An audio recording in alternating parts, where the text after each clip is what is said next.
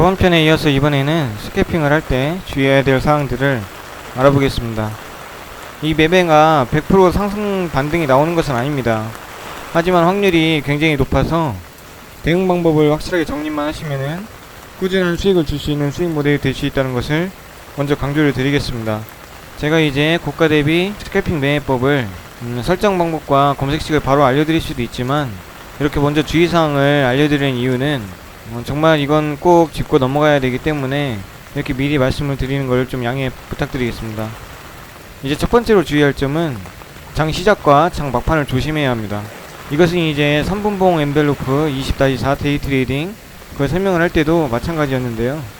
장 시작에는 매물이 쏟아질 확률이 있어서 악재가 터진 종목들은 굉장히 주의를 하셔야 됩니다. 장 막판은 더 조심하셔야 되고요. 특히 뒤 30분부터는 당일 매물들이 쏟아져 나올 수 있기 때문에 큰 매물이 아니라면 반등을 보고 매수할 수 있지만, 급등 후 조정받는 종목이거나 악재가 나오는 종목들을 잘못 잡았다가는 하루 수익을 모두 날리고도 더 큰 손실을 볼 수가 있습니다. 두 번째로는 처음 반등에서만 매매를 하셔야 합니다. 이것도 마찬가지로 엔벨로프 스캐핑처럼 지지선에 닿고 반등이 나올 때 그것을 한번 수익 실현하셨다면은 그 매매한 종목은 이제 버리셔야 합니다. 물론 두세 번째 닿아도 반등이 나오는 경우가 많습니다만, 확률상 첫 번째 타이밍에서 더 정확하게 반등이 나오기 때문에 그것만 이제 노리시는 게 더 좋다고 생각이 듭니다. 세 번째로는 지수를 꼭 보셔야 합니다. 이것도 똑같죠. 지수가 폭락하는 중에 검색식에 종목이 떴다면은 지수 폭락에 의한 이제 하락의 가능성이 굉장히 높아요.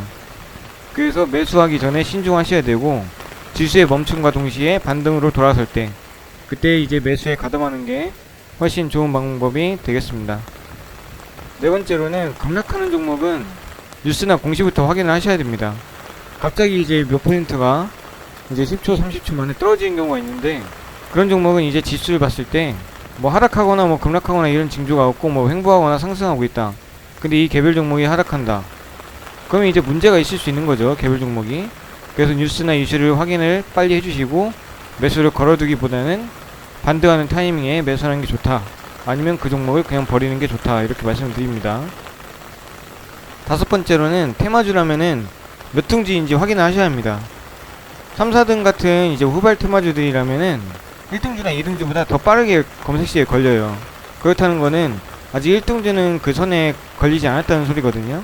저는 거의 1등주나 아니면 2등주를 매매를 합니다. 3등주나 4등주를 이제 늦게 알아챘을 경우에도 빠르게 이제 손절 타임을 가져가거나 이렇게 대응을 하고 있습니다.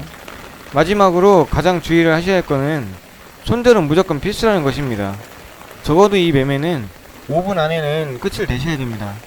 내가 목표로 잡은 그 수익률에 근접을 해서 매도가 되거나, 아니면 그 이전에 손절선에 닿아서 손절 처리가 되거나, 이 둘 중에 하나를 말하는 거예요. 그 둘 중에 하나가 5분 안에 전부 다 나오기 때문에, 만약 5분이 훨씬 넘는 그런 매매를 하고 있다면은 여러분들이 손절선에 닿았어도 손절 안 했거나, 목표 수익률이 왔는데도 그대로 가지고 가거나, 그 둘 중에 하나로 볼 수 있어요. 주식 투자는 결국 대응이고 전략 게임입니다. 매수와 동시에 어디에서 팔 건지 아니면 어디에서 손절할 것인지 딱딱 정해놓고 그것에 대해서 실행을 그대로 하셔야 됩니다. 이것은 단타나 스윙이나 중장기나 가치투자 전부 똑같습니다. 대응이죠. 그리고 전략이고, 만약에 이걸 안 하신다면 결국 시장에서 퇴출당할 수밖에 없어요. 꼭 명심하시고, 이미 주식을 시작한 이상 끝은 보시겠다 이렇게 하시는 분들은 공부도 열심히 해주시고 원칙 정립에 많이 신경을 써주시기 바랍니다.